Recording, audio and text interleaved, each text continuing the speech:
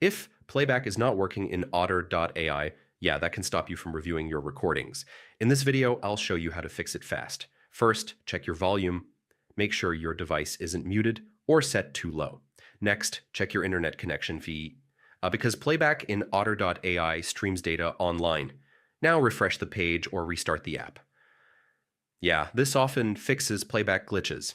If you're using the web version, try a different browser, or switch devices to see if the issue is device related.